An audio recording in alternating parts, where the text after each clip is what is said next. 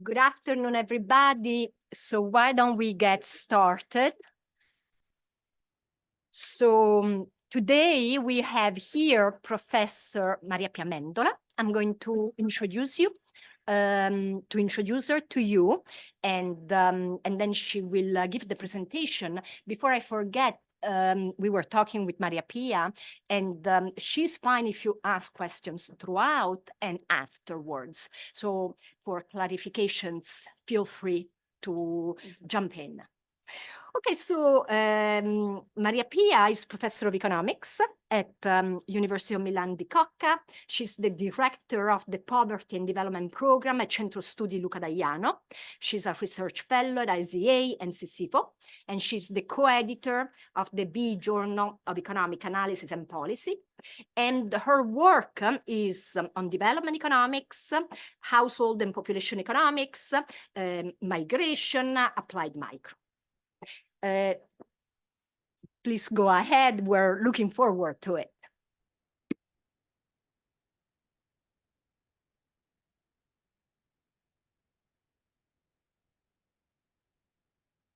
Think in this way.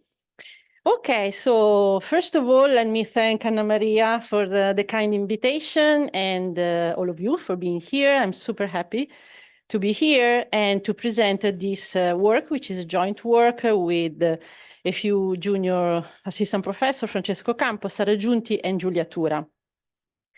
So this paper is a part of a larger project where we evaluated the political effect of the recent the 2015 refugee crisis in Italy.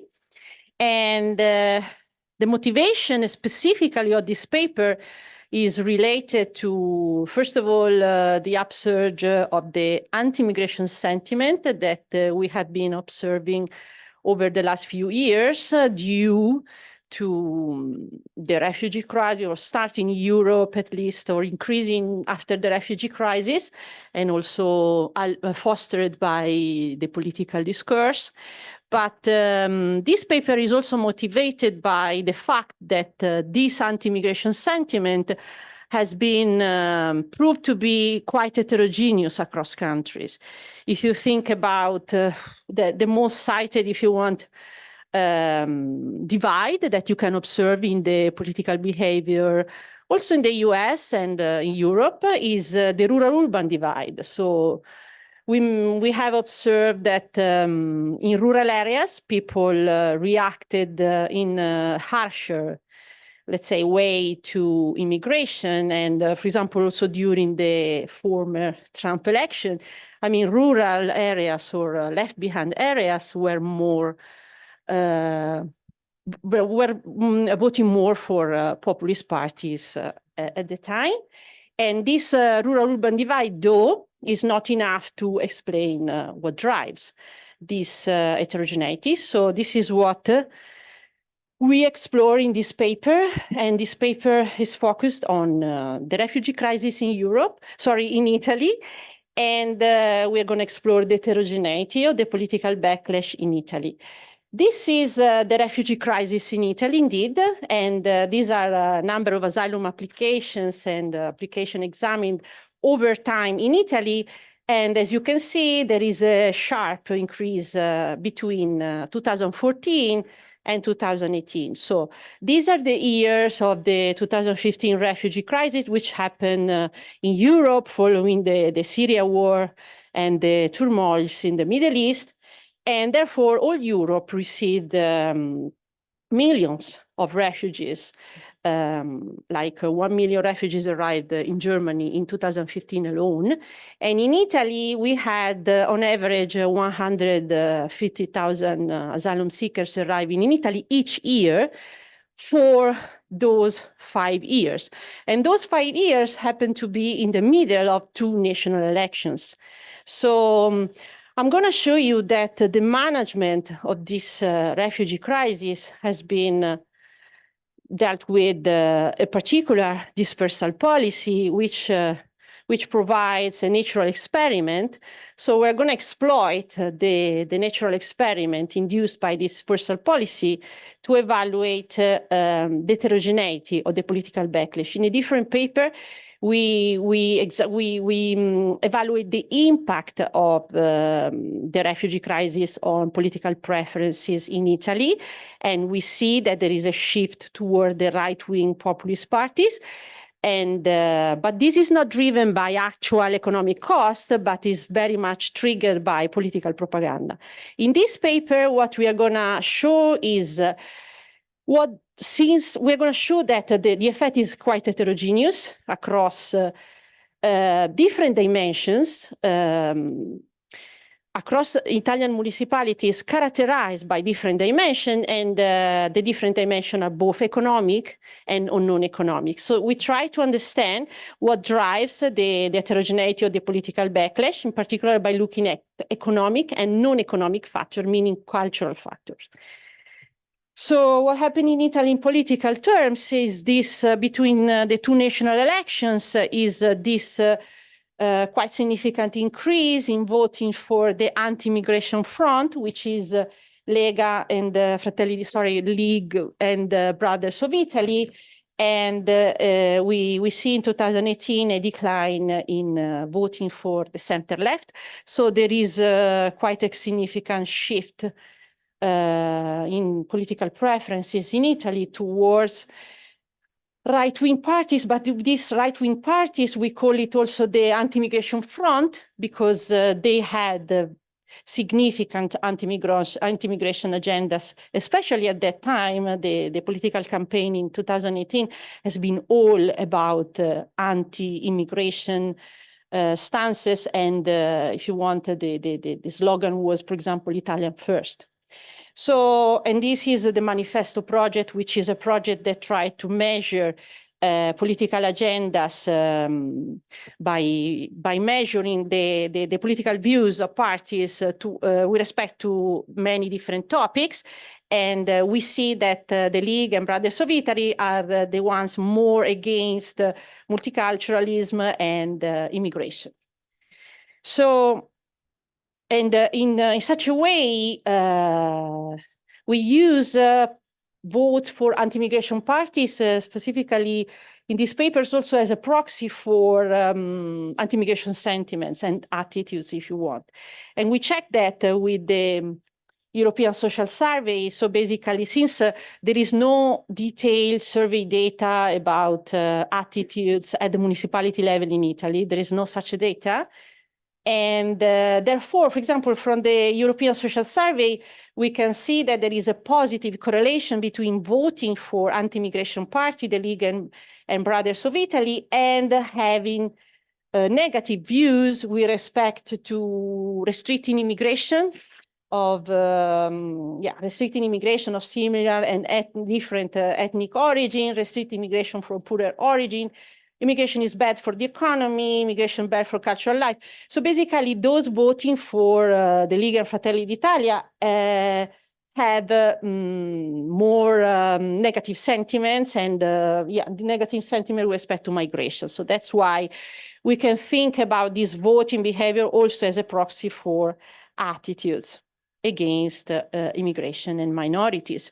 So in this paper, we examine the heterogeneity of political backlash across different dimensions, as I said, but in particular, given the growing literature, we are able to isolate the in-group and out-group dimension, meaning that basically the socio-cultural factors can be between immigrants themselves, among natives themselves, and across the two groups. So we measure this dimension. So we differentiate between in-group and out-group social and cultural factors.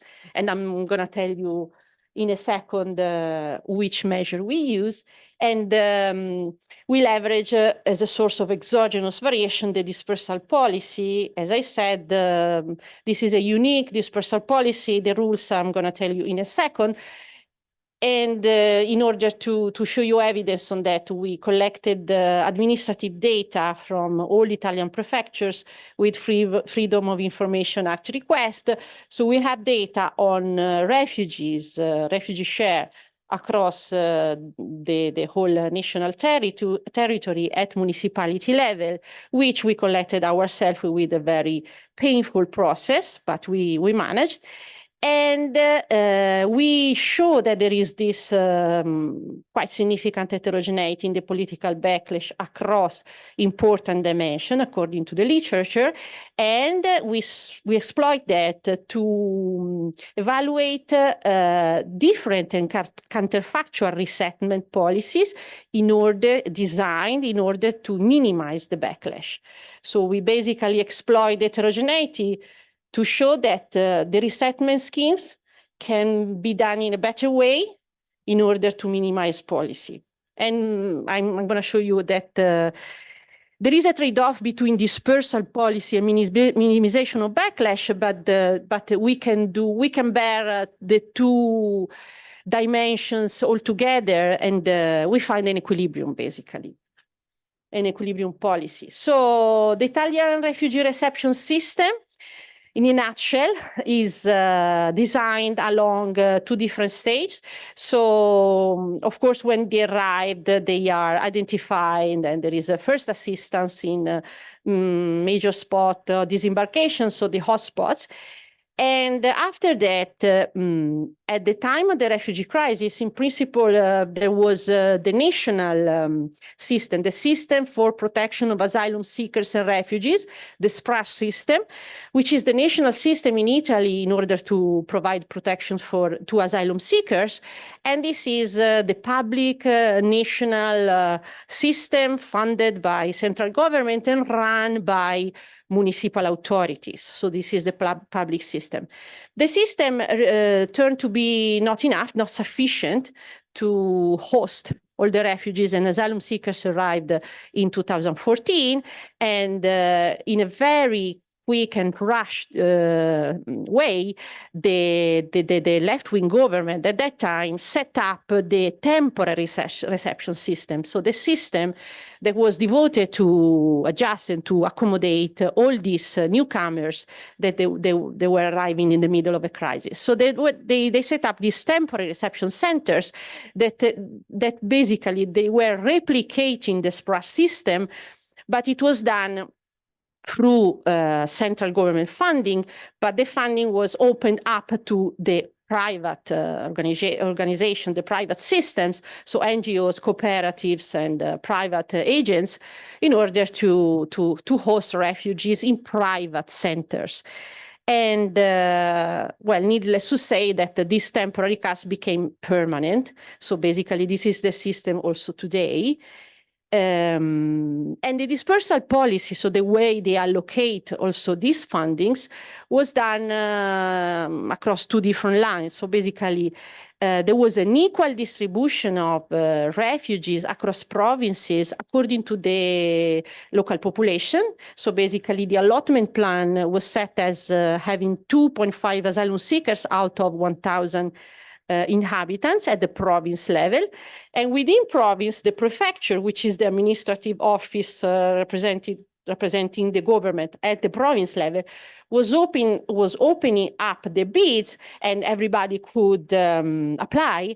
And therefore, the spread of refugees within province across municipalities happened in such a way that we show that it is as good as random. So it was basically, I mean, the functioning of the system was like, it was very fast. The bids were open almost 1 month, and everybody could apply. And the tenders and bids were allocated according to a cost scheme, so economic incentives. No work and no consultation was happening with the local authority or local municipality. And we provide a very detailed and long, if you want, balance test where we show that basically refugees are orthogonal. The refugee share at municipality level is orthogonal to a long set of economic, political, institutional, social characteristic at the local level. I'm going to show you in a second. But at the end of the result of this process was the scramble, the distribution as good as random of refugees across the country, and the majority of CAS was made of apartments, so small apartments, and actually the average refugee share per CAS is 20 people. And we are not talking about big centers, right? Because this is also something that comes up sometimes in newspapers. So basically, this is the dispersal policy we can see through a map between the beginning and the end of the period. And this is the share of refugees across municipalities in 2014 and 2017. And you can see that, I mean, the vast majority of actually, about 40% of municipalities were receiving CAS. So all the green part is still interested by refugee reception. And well, 38 municipalities had a CAS with, overall, we have 15,000 CAS, so 15,000 refugee centers with an average capacity of 21. If you have any question, please feel free to interrupt me. Actually, I have a clarification question. Are these numbers part of the overall number of immigrants in Italy? No. We focus on refugees only. We also have immigration. But for example, the ISTAT data, would it include? This is a nice question in the sense that if they are registered in the anagrafe, they would. But it was a decision made at the local level. Somebody registered them, somebody they did not. So I think that part of them can be registered and part are not. Okay, so I said that we uncovered the heterogeneity of the political backlash along different dimensions. In terms of economics, we use standard measures, so labor market outcomes at the municipality level. We have income per capita, activity rate, employment rate, and also tertiary education rate at municipal. All this is gathered through different sources, so the harmonization of data at municipality level in Italy is not so easy as it could appear. And then we collect data on social capital, which is something that you may think can help for integration. But I'm going to talk about this. And in terms of social capital, we use the standard measures used in the literature, like electoral participation in referenda, blood donation, association density of non-profit organization, and all this is mapped at the municipality level. But the social capital overall is very blurred, if you want, measure of connections and links among people. And we try to disentangle, to isolate also intergroup contact, intergroup interactions between natives and immigrants. And therefore, we use, so for this, they call it bridging social capital, right? So we use share of immigrants, residential segregation index at the municipality level, naturalization rate, intermarriage rate, and we also have a dummy whether there are foreign administrators elected in the municipality board. So these are measures of intergroup contact, and most of them are meaningful contact in the sense that the literature on contact is, especially in political science, is very detailed in describing the type of contact that provides, contact between two different groups. So meaningful contact is the one that fosters integration. So intermarriage, lack of residential segregation, naturalization rate are, first of all, proxy for integration of former immigrants, and at the same time are natural measures of intergroup contact that we can observe in a real setting, because otherwise contact has been measured either by proxies, like proximity, like geographic proximity, or in experimental games in an experimental setting. But in this way, we have, quite a detailed mapping of intergroup contact, real intergroup contact, and integration of former immigrants, really. So given that, Yes. Do you control for real estate price, real estate occupancy, rental prices? Yeah, we do have this information. As I said, the refugee share is orthogonal to that, but we have it in the... Sure. Real estate market, you are trying to pick an immigrant, but immigrants much more than very Yeah. Yeah. Even though you saw from the map that most of the country was interested by refugee hosting, some of the white areas are like remote areas in the sense there is no place, no village there. So it's very, very widespread, but we do have the information on the rental market. So the empirical strategy is standard to define if, sorry. Yes.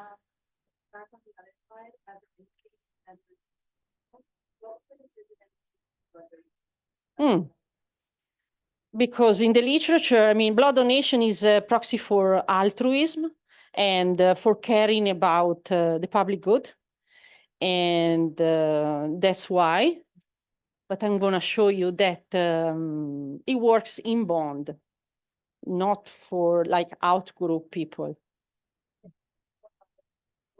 What are examples of dummy variables? Which dummy variables? No. Sorry, blood donation is measured through. I'm sorry if I go very fast on something and I'm a bit too technical. I don't know to what extent I'm done. Anyways, no, I don't know your background and sorry, but please do interrupt me. So basically blood donations is a dummy. Is a dummy meaning that is equal to 1. So we don't have a continuous variable. We have a discrete variable, which is equal to 1 if there is a NAVIS, which is the blood donation institution in Italy, a NAVIS branch at the local level, a municipality level. So basically, the social capital is what the literature, especially in economics, but also in political economy, use to measure social capital. These are standard measures of social capital, like turning out in referenda means that you go out to vote to referenda because you care. So this is social capital. But it's not, if you have more than one group, you cannot disentangle intergroup, across group, and within groups measures of social links with those broad indicators, right? So that's why we go deeper into the measure of intergroup contact. So we have a standard diff in diff. This is more difficult to explain. So we have a very standard regression where we control for everything that is constant over time across municipalities. So we have municipality fixed effect that controls for everything that does not change in the 5 years time across municipality. And then we also have a time dummy, which controls for any shock that occurs over time for all the municipalities. And we have, basically, we identify the heterogeneity impact of the refugee share with an interaction between this model. Then we have also a non-linear model. But in this model, we do have this interaction between the refugee share and this baseline municipality level characteristics.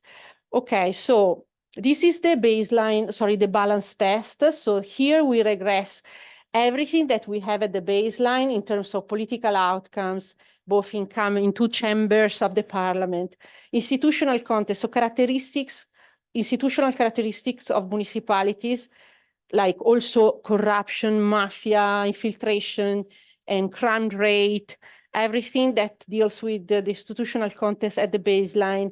Then we have economic and demographic characteristics, social capital, intergroup contact. Everything is orthogonal, meaning that nothing influences the allocation of refugees at the local level, and of course this is before. So nothing of these characteristics determines the allocation of refugees across municipalities. So municipalities are just spread out the countries in a way that is as good as random. So it's like a natural, we call it a natural experiment because, I mean, it's not a choice, but it's just by chance that they end up in a location. So we also check for pre-trends in the election results we don't see anything. But let me skip to the results. This is a graph to show the results. The results point to heterogeneous effect across different dimensions. Here in particular, I show the heterogeneity across economic characteristics. And we see that the backlash, this voting for anti-immigration parties, is higher the better off are municipalities, like the richer they are in terms of income, and the higher the activity rate, employment rate, economic index. And Anna Maria worked on that, and she taught us that this is as expected.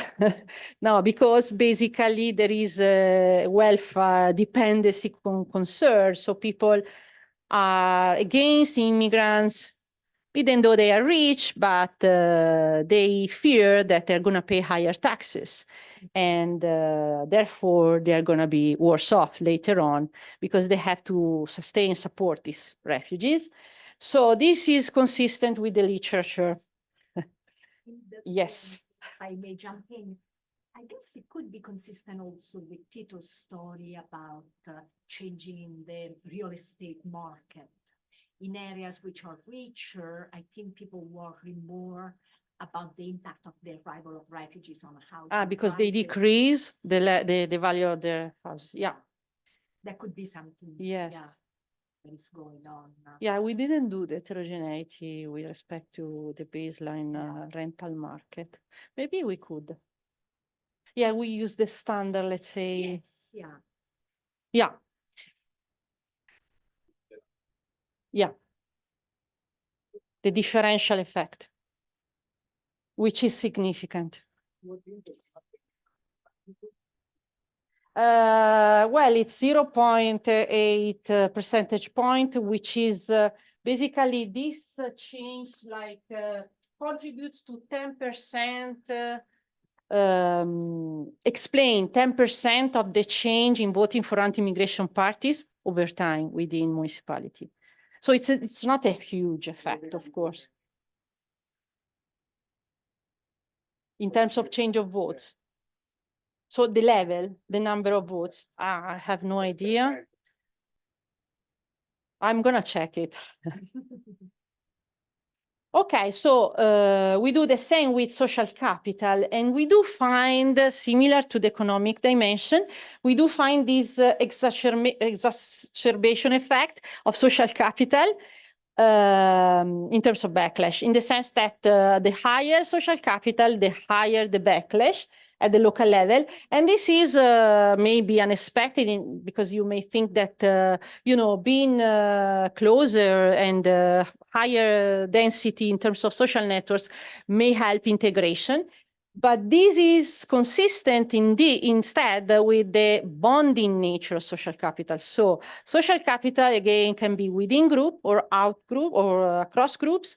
And indeed, in this case, this is evidence of the fact that this social capital is within group. So basically, the higher is the density of social network within group, the higher the backlash, okay? Of course, then we differentiate across intergroup contact, different measures of intergroup contact, and we do find different effects. So first of all, according to the literature, like people used to use the share of immigrants as a proxy for social networks for immigrants and stuff like that. But we see that the share of immigrants, again, the pure share of immigrants of former waves, increase the backlash. And this is consistent with the fact that pure exposure to immigrants can foster backlash, so can backfire, basically. So this is consistent with the fact that the contact need to be meaningful. But the pure exposure, like seeing people or maybe not even seeing them, but having them, backfire. And all the rest that measure in more details intergroup contact stems backlash, like mitigate backlash. And this is residential segregation, naturalization rate, intermarriage, foreign-born administration, like having foreign-born people elected in local administrations. So because these are, again, I mean, clean measures of formal integration, first of all, and intergroup contact. Intermarriage is the best one, let's say, in the literature. I mean, it is a very good proxy of intergroup contact. So given that all of these, like all these dimensions, yes.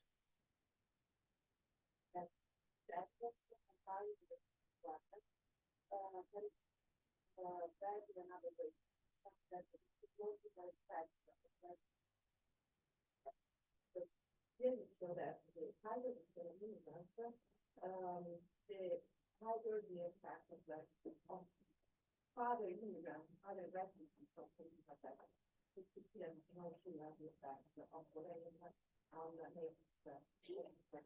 We checked that. We have it in the paper, maybe also at the end of the, but I don't want to.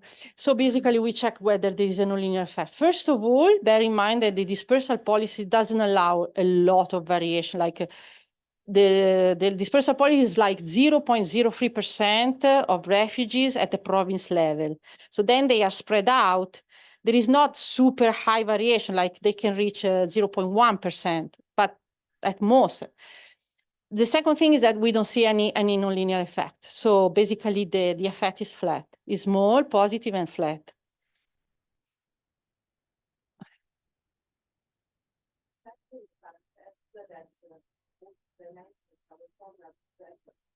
Refugee share.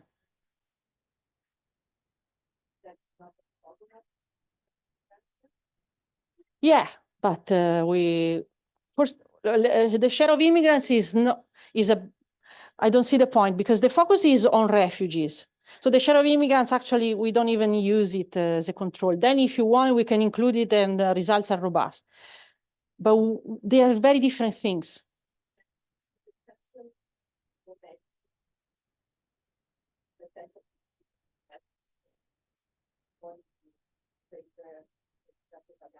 So basically, you want to see the balance test of share of immigrants and refugees, share of immigrants at baseline.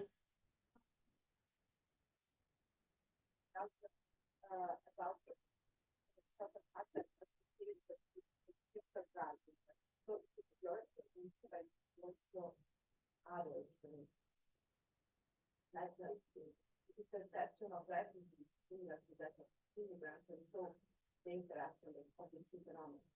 Yeah, but the point is that refugees don't go where migrants are. As I said, it's a dispersal policy. So not necessarily, I mean.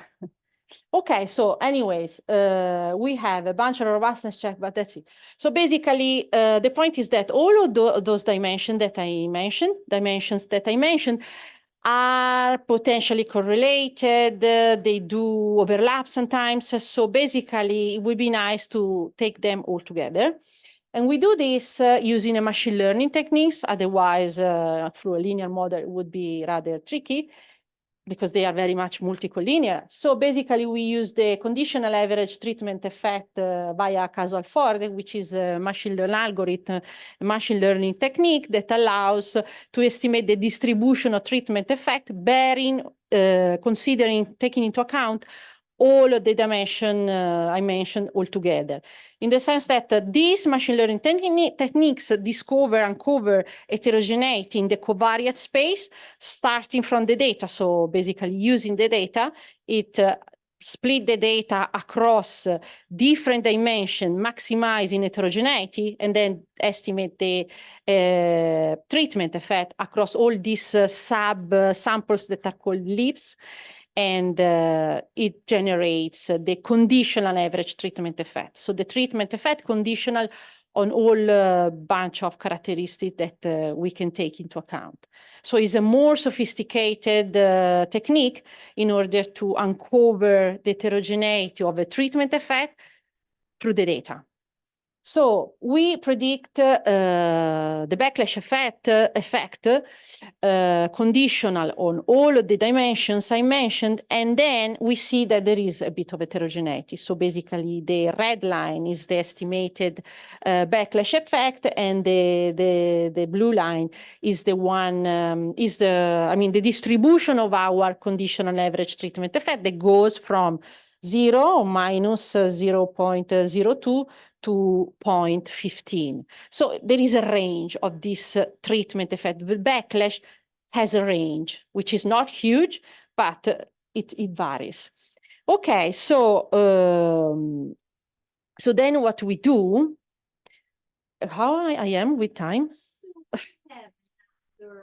10, 15. Okay, so sorry, I just go back just to point out that looking at the descriptive statistics of location across conditional average treatment effect below and above the median, meaning low and high, we see more or less the same pattern we saw before. So basically the backlash is above the median, so it's high. The higher is income, the higher is employment rate, the higher activity rate, and so on and so forth, and is lower, the higher is naturalization rate, the higher is intermarriage rate. So here we just report descriptive stats across low and high backlash, estimated according to the conditional average treatment effect.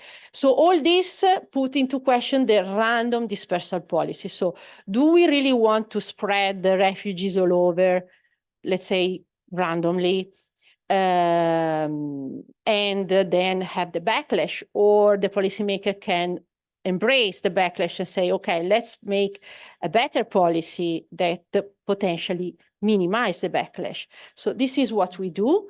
So we do simulations basically with our conditional average treatment effect.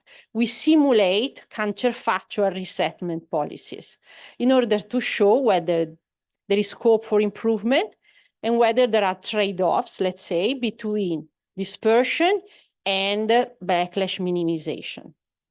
And this is what we find. We do find that there is a trade-off. So we set up a minimal matching model. So we try to match refugee I to location J. More than one refugee can go to location J. And we had to solve this social welfare problem that is the minimization of the total backlash at the province level. So the total backlash is the sum of the product between the marginal effect, the marginal backlash effect, times the refugee share. So the number of refugees over the population. So this minimization problem can vary across two things. So the backlash, the beta, and the population. So there are two forces, two contribution of this maximization that go in opposite direction though. So, so basically we set up a feasibility constraint, meaning that we had to allocate all of the refugees and different capacity constraints. So we set caps, we set these quotas, these 2.5 or other quotas at the province level. So by doing this, we show in these maps, first of all, how the dispersal policy looks like. Yes.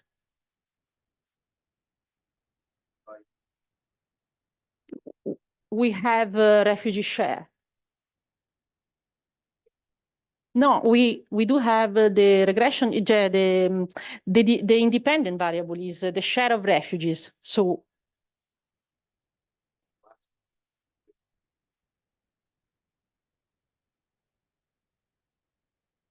no, we don't do that. Why we should do that?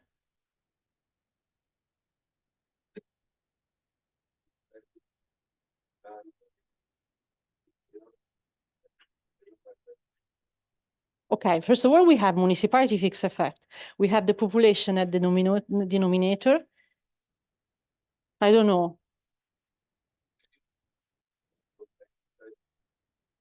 More important. But we do control also for population, I think, population. Okay, I'll think about it. Yes. So what you meant like when Texas sends migrants to Martha's Vineyard, we just do a backlash in Martha's Vineyard. So the question is, once you change policy, maybe the look has to be done. Yes, we thought about it, and Well, let's see if the simulation can convince you about the importance of doing this.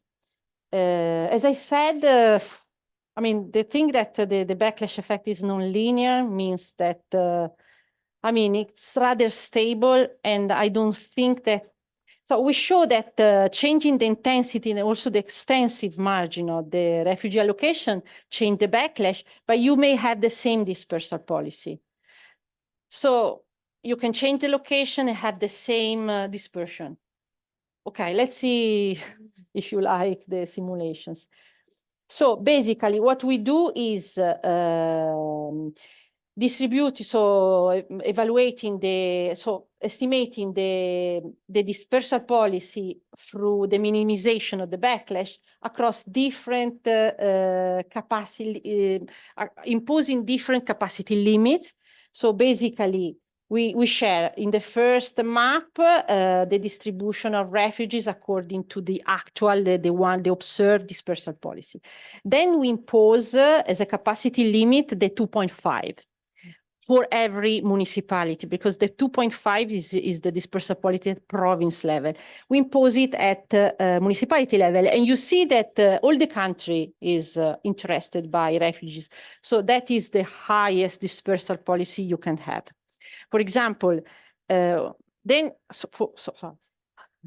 example, the unconstrained one is the one where we impose no limits at all. So that is the one where we have the highest concentration. Okay, so exactly in one location per province, and you see the blue dots are and these are the location where the beta is the lowest, basically, no? So this is the unconstrained, but also the unfeasible one, politically unfeasible. This is like, let's send them all together just in one place where they are, like in Milan, in Bologna. That's the thing. But it's just for comparison. Then you see that you have a bunch of situations in between. So this is the highest dispersal. This is the highest concentration. And then you have other dispersal policy. That is the median cap. Here we use the median we observe in the data. Here the mean. Mean is more concentration because the distribution is very skewed on the left, meaning that there are many municipalities with very few refugees. So you can use either the median or the mean, and you see that the dispersal policy changes, or the max, which is again pretty high concentration here, right? So basically, minimizing the backlash according to all of the dimensions before, imposing different limit capacity caps or limit capacity rules, we see different dispersal policy, right? And then we evaluate what's the backlash according to all this dispersal policy. And here we simulate, we compute the change in backlash according to all the situation I show you in the maps. So basically, the decrease in backlash is the highest, of course, where we have the highest concentration, the unfeasible one.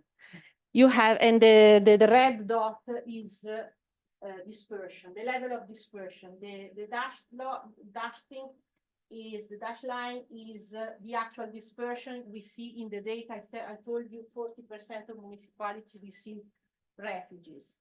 Here you have very low dispersion, huge drop in backlash. Then a little bit of dispersion and less drop in backlash. But first of all, still by using all the dimension I mentioned, you see that you can have a drop in backlash at least. And in any case,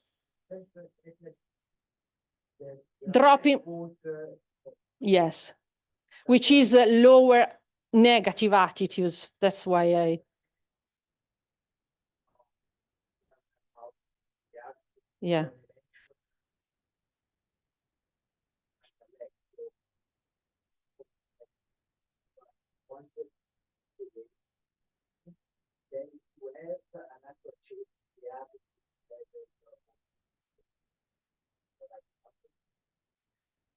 Yes, so basically you want to know the level of the, I mean, the change in the number of votes.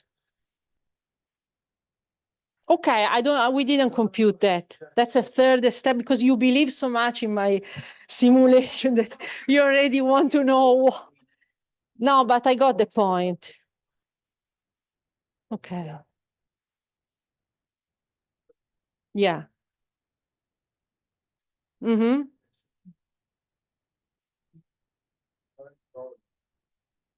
Okay. Mm-hmm. Yeah, we can do that.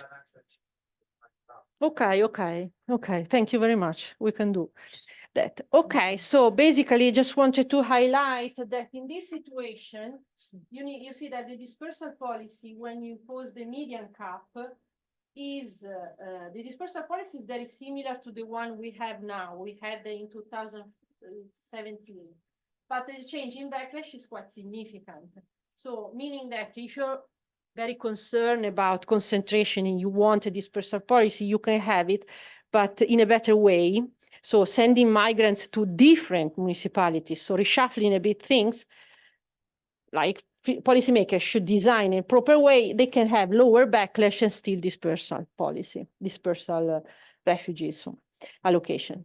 And lastly, I want to show you the counterfactual simulation when we consider only economic and population size as dimension to design the dispersal policy, as it is, for example, in Europe. In principle, well, dispersal policy is still something that we haven't studied so much. But in Europe, they argue that at least with the reform of the Dublin system, they argue that countries should receive refugees according to their GDP and population size. So if we estimate the backlash, only the beta econ, is the beta estimated only with economics and population size dimensions. We do the same, this is the same as before, and this is the same cut estimation only with the economic dimension. And you see that overall, you can reach a lower drop in backlash, so not so good. And interestingly, for example, the targeting situation, even though it is unfeasible, you see that here, if you target with the cultural dimension, so in a well-informed way, you can reduce the backlash. If you target only on economics and population size, you don't increase the backlash. So it's even riskier. So maybe better dispersal policy to move. Because why? Because of the welfare dependency, because economics can backfire. So this is the kind of exercise we did. And I think that I'm happy to take your question, but I hope that you understood the thing. So basically, we use this natural experiment during the refugee crisis. Refugees in Italy were hosted and received all over the country, mostly all over the country, and in a way that is as good as random.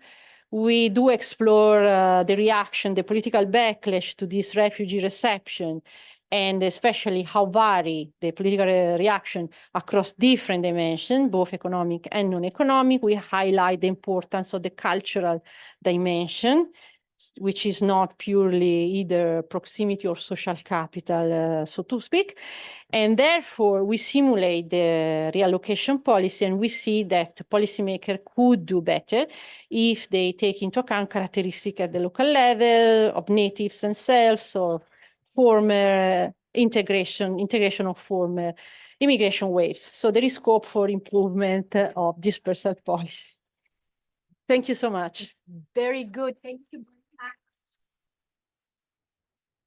So I'm going to go ahead with the first question, and then I'm going to open up the floor to other questions.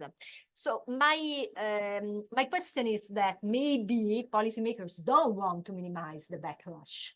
So I wonder whether you know of any discussion that took place regarding this allocation mechanism, whether policymakers decided in a crisis mode, so they just went ahead with what was easiest from a practical point of view.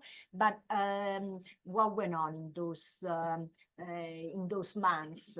Was there any aspect of political calculation?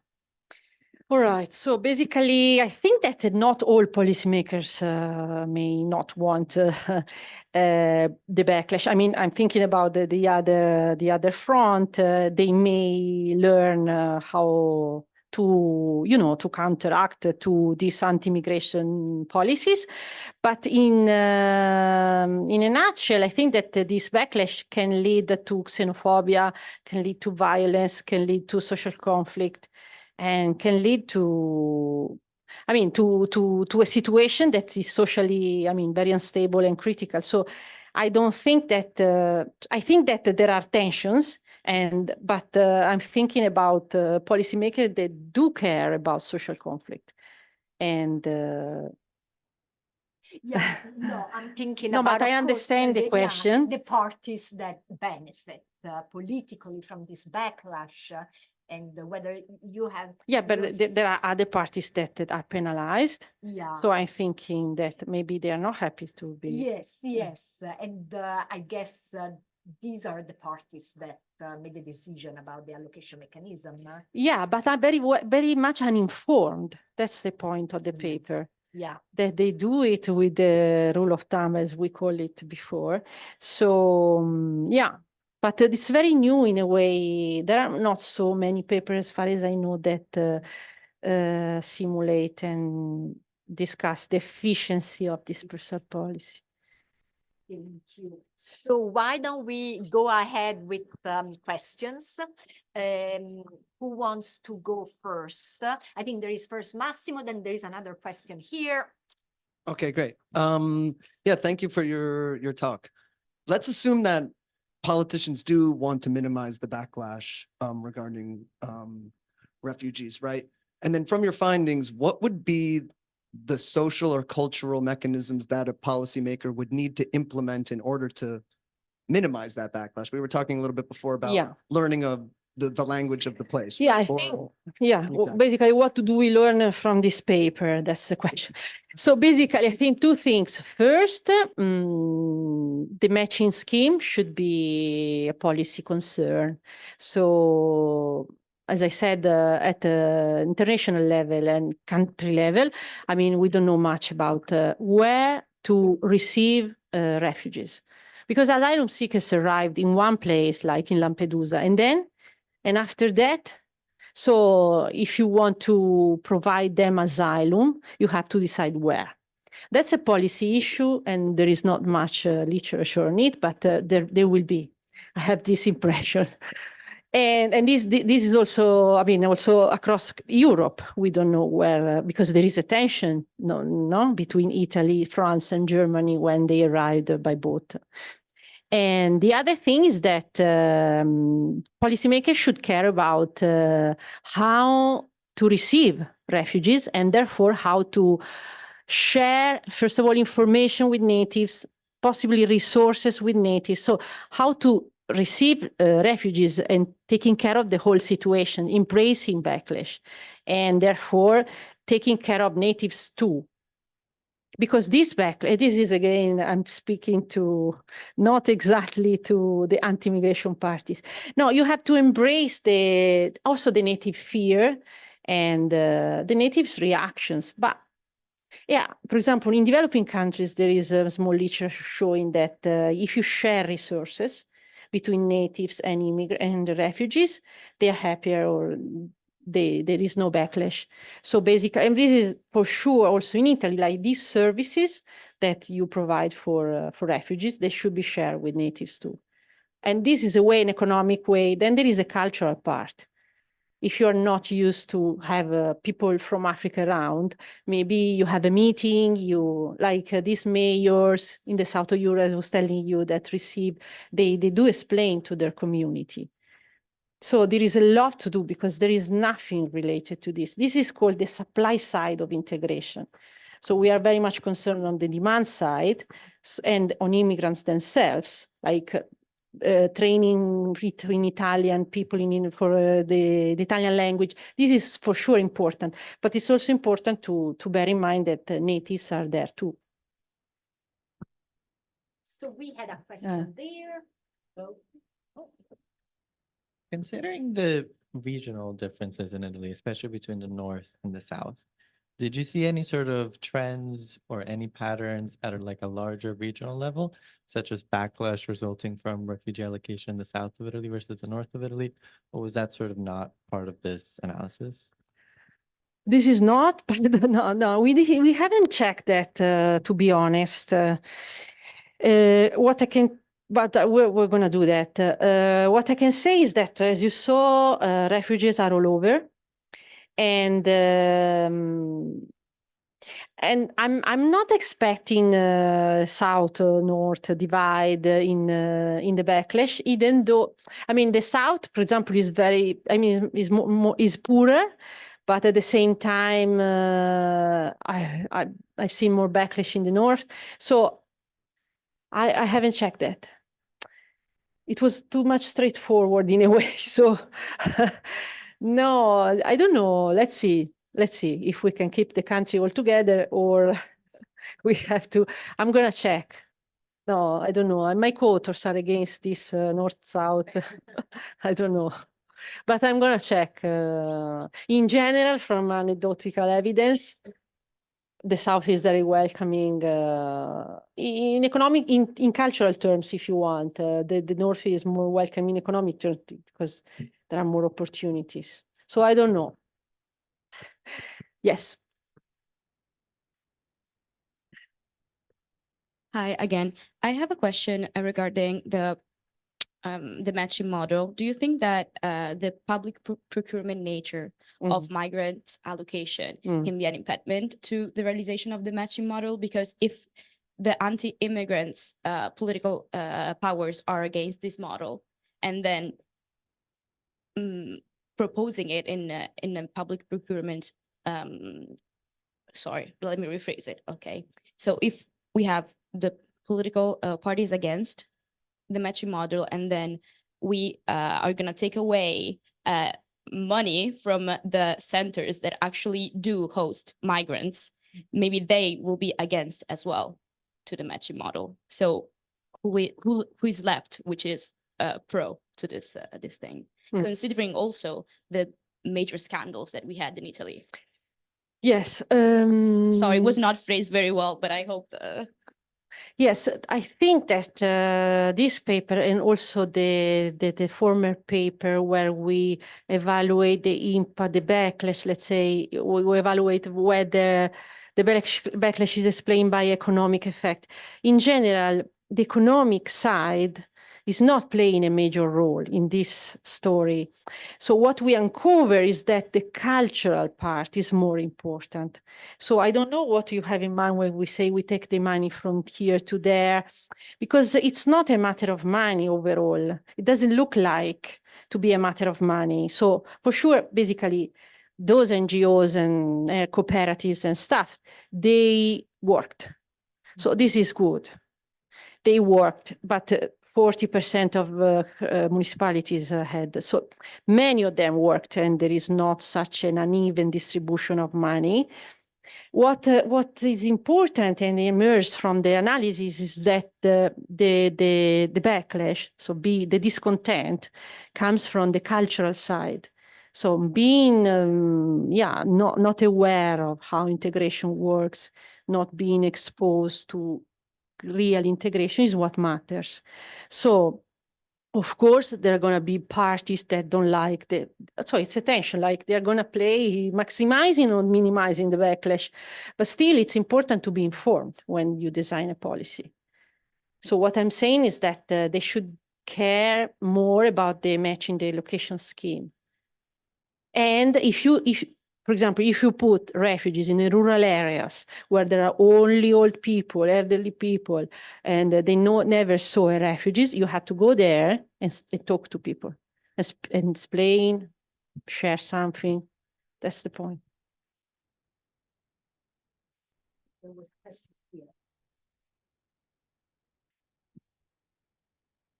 Thank you again for your time. Going back to Professor Maida's question about incentives to reduce the backlash, I know at least in the United States, both parties have an incentive to not reduce the backlash in some cases because it forms such a big part of the electorate, both for the Democratic and the Republican Party, to talk about asylum seekers and the acceptance of refugees. But here in Italy, I'm not sure how that works in terms of, do both sides actually, would they benefit from reducing the amount of backlash when it is such an important topic in Italy? And it forms such a big part of, you know, the makeup of political parties here. Yeah, I don't know if understand. that's, sorry. That's another super important dimension, but I don't know. So you are saying that the minimization of backlash can be strategic, or maximization of backlash can be strategic, of course. But actually, I think that I don't know. I mean, this paper is not only for policymakers. I think that yeah, what I'm showing is that basically the backlash needs to be managed, and I don't know exactly. I mean, how they want to use this exercise. Any policy can be manipulated and designed in an opportunistic way. So yeah, but at the same time, we have to couple this with evidence that refugees can be beneficial for the economy as a whole, especially when there is population aging, and it's an investment. So it's not only this. So, but politics is politics, and yeah, and they don't listen to us in any case.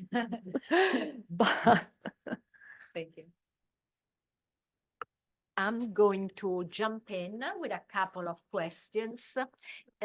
So related to what you just said, in the United States, there is this proposal of place-based visas. So visas that are linked to specific cases within the United States, especially for depopulated or depopulating areas. So, but it seems like you have some misgivings given what you find. So I wanted you to... yeah, because again, for example, this place based on the populated area, this is one dimension. I show, at least in this setting, that it can backfire, basically, if you don't take into account policies. I mean, these kind of very difficult policies, I mean, you cannot have just one policy, like development in general. I mean, we need more than one policy. So you have to couple that with something else if you want to do that. And my other question regarding your results about heterogeneity, maybe another dimension which is important is the immigration background, which is very heterogeneous across Italy. In the south, there are many communities from where historical Italians left, and so did you try to look No, at? because I think that everybody would like to do this paper, but there is no data on this. I mean, no, it's immigration background. Everybody has a migrant in his family. No, it's very difficult to measure, I think. Because we've been migrants ourselves, and I mean, and then also at the village level, village level or town level, you can see return migrants, you know, immigration. I mean, Italy was an immigration country. So no, it would be super nice, but it's super difficult to have first data on immigration, and then immigration experience is even more difficult. Yeah. There is actually a question online, so it's a broader question. A student is thanking you for the presentation, and then he's asking, what do you view as the most important positive impacts of migration, and why do you believe many politicians and media tend to ignore these positive impacts and focus on the threat perception negatives? Exactly, 30 seconds. Thank you very much for your question. It's a question by Aaron. Well, I think that I can mention your work, Anna Maria. She's working a lot on the fiscal effect of immigration more than the labor market effect. So basically, especially in countries where aging population is in place, and yeah. So basically, immigration is very important also for the positive effect that it may have on in terms of fiscal effect, so revenues and yeah, incomes. Yeah. So I don't, and the reason why they exploit the negative side is for opportunistic reason. Unfortunately, economics has not. I mean, we had many crises, so economics is hard, and identity is a central pillar now of populistic parties. So they do exploit a lot identity stances. So that's it. Great. Thank you very much. Thank you to all for the comments. Thank you very much. Very good.